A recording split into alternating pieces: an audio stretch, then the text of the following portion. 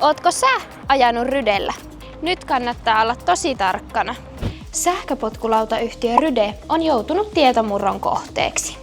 Hyökkääjät vei mukanaan asiakkaiden yhteystietoja, syntymäaikoja, maksukorttien osia sekä maksuhistoriaa. Mitä tämä tarkoittaa käytännössä?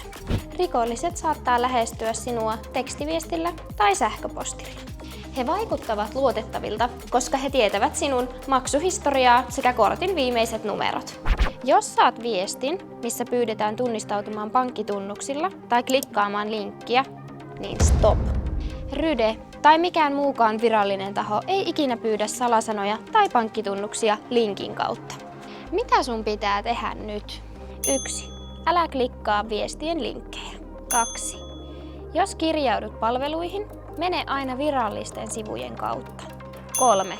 Pidä tiliäsi silmällä epäilyttävien veloitusten varalta. Jaa tämä video kavereille, jotka käyttävät Rydeä, ja ota meidän tiliseurantaan.